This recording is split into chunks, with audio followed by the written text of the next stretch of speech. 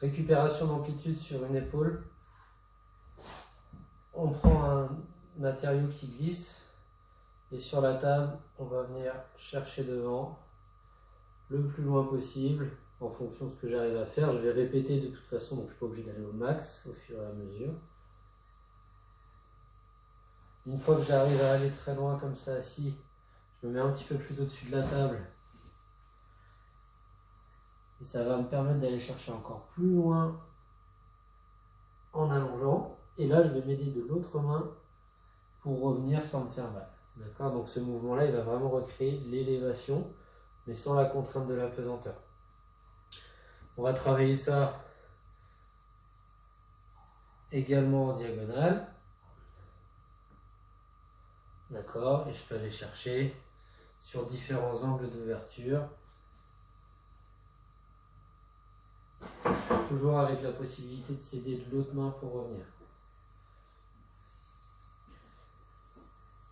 Quand j'arrive à aller bien loin et que je suis à mon max, après je vais m'entraîner à regarder d'un côté pour tourner les épaules et à regarder de l'autre côté.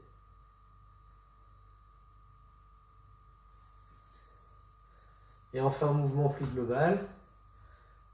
On dessine des cercles avec la main dans les deux sens.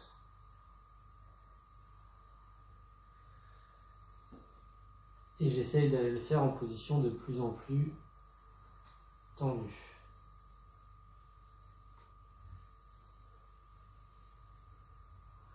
Quand j'arrive en position haute, ça va être plus facile à faire sur le côté.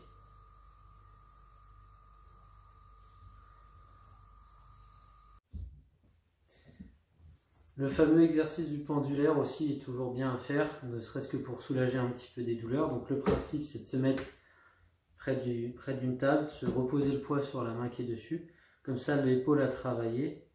On va complètement la relâcher. Et essayer d'aller faire des petits mouvements de... soit des petits cercles, soit des petits mouvements de pendule. Le tout, c'est d'être relâché et de laisser le bras se libérer. Si on peut augmenter progressivement l'amplitude, c'est intéressant. Si je veux avoir un vrai effet de traction sur le bras, je rajoute un petit peu de poids. Voilà. Et là, pareil.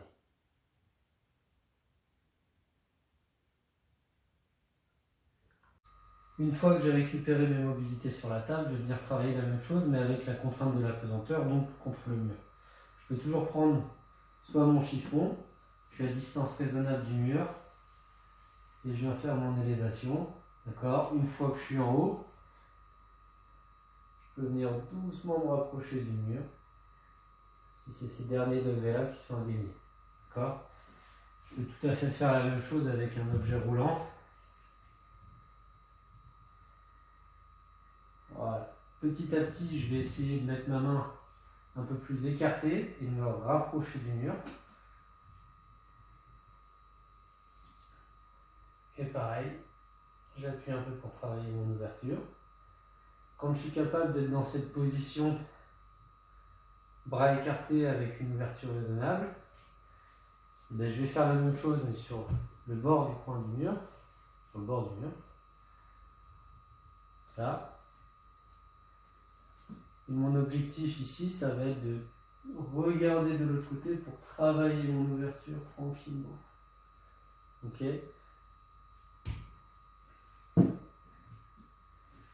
Idéalement en coinçant le coude.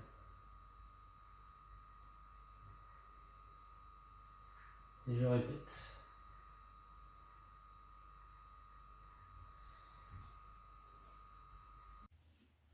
Je peux aussi travailler mon élévation en position allongée. D'abord avec les deux bras. Je prends un manche à balai, un bâton, tout ce qu'on trouve. Et on va doucement essayer d'aller chercher le sol. On revient en pliant. Voilà. Et on répète, si on n'arrive pas à aller chercher le sol tout de suite, on se répète. D'accord? On va essayer, une fois arrivé là, de descendre les coudes en les gardant sur le sol pour aller travailler la rotation externe et je ramène.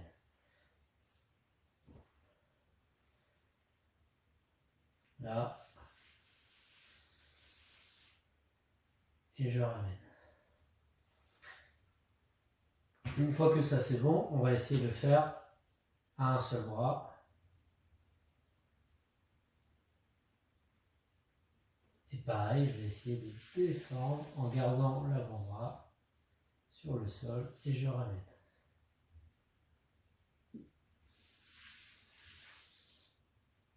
Pour travailler ma rotation interne, je m'allonge sur le côté. Je mets le coude à peu près à la même hauteur que l'épaule. Et je vais déjà essayer d'appuyer sur ma main pour faire de la rotation interne d'épaule. J'échauffe un petit peu comme ça. Quand j'arrive au max pour gagner, je bloque la main avec mon autre main et je viens tourner, m'allonger sur mon épaule. Sans forcer, ça peut faire mal, donc on force surtout pas. Je reste et après je relâche. Et quand j'arrive ici, je dois pouvoir aller un petit peu plus loin et je recommence.